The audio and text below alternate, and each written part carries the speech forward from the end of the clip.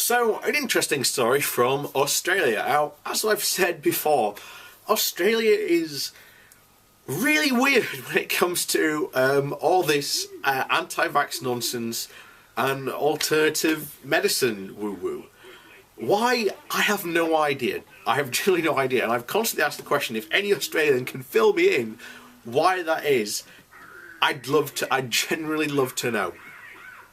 So, what's happened? Well, basically a GP, an actual real doctor, has basically decided to help patients sidetrack vaccinations. This is absolute nonsense. This is someone who should know better.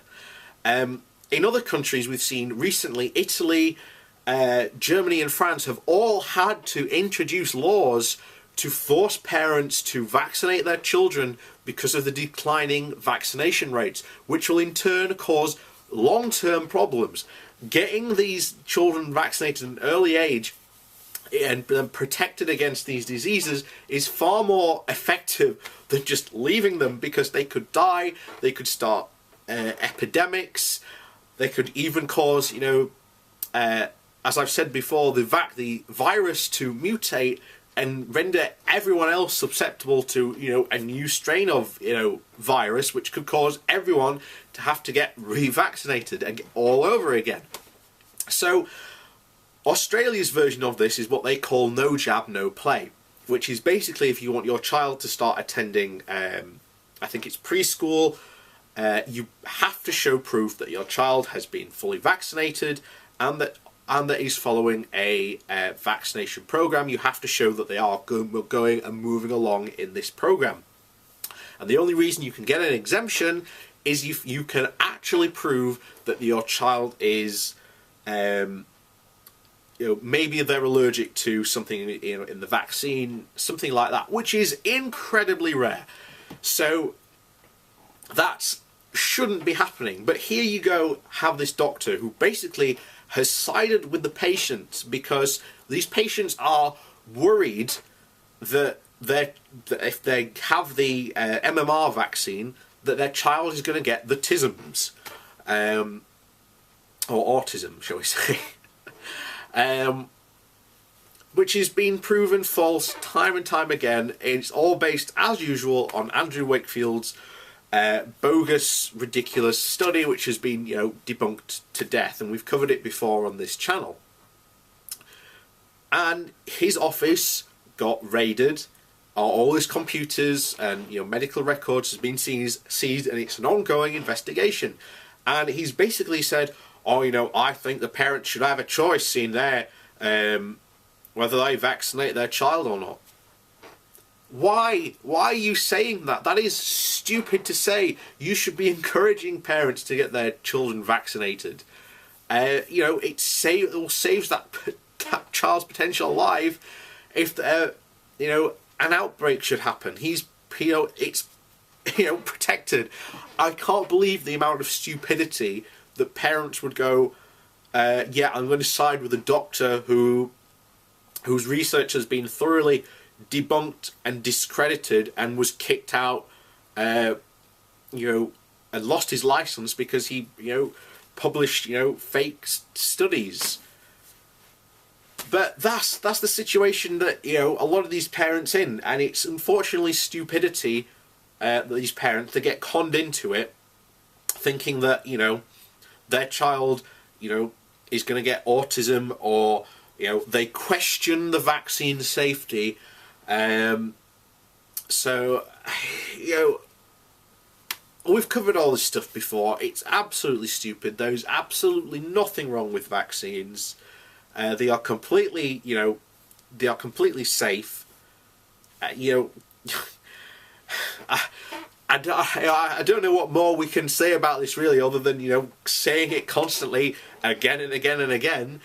But that's the situation we're in, and it's bizarre. But it's because of people like the anti-vaccination network in Australia that have caused outbreaks and have caused children to die of diseases that they really didn't need to. But that's the, anti-vaxxers for you. They are absolutely idiotic when it comes to this type of thing. In fact, recently, as another aside to this, I recently saw a post saying an anti-vaxxer was talking, he was in a group of other anti-vaxxers, basically saying, should we engage in debates, and how should these debates take form? Well, one of the things that the anti-vaxxers said that shouldn't happen is that someone like an immunologist who specialises in vaccines has no right to take part in any of these debates if they happen. In fact, these debates should not be issued at these people because apparently they have no right to take part in it. Wait, an immunologist has every right to take part in a debate about, vaccinations. That's what they do. That's their job. And to say, oh, we're not going to include these people shows exactly what these anti-vax people are all about. They know really that they can't win against the scientific arguments of these people. We've seen it hundreds of times before when doctors have gone up to these anti-vax people and taken them on in the streets. They eventually resort to their usual propaganda of calling them, big pharma shills. For example, Miles Power, who is a chemist, did a series on this, and he got called out for being a big pharma shill, and he's like, I'm waiting for my check in the post. I get called a big pharma shill for doing these videos, and heck, if Big Pharma wants to send me a check for doing these videos, then heck, start sending them. I'll start doing these things professionally if they want me to, if they send me the money. But then I could actually start a full scale production. I would love to actually do an entire documentary focusing on these anti-vax lies they propagate and predicate. I'd love to do something like we had a program in the UK called the Conspiracy Road Trip, where they took the people who believed in the conspiracy and they took them all to these sites to speak to experts. I would love to take like a group of anti-vax parents and actually take them to speak to these to speak to the experts, to show them that there is no conspiracy, to show them that vaccines are safe. I think it would make a fantastic documentary, or a short series to do.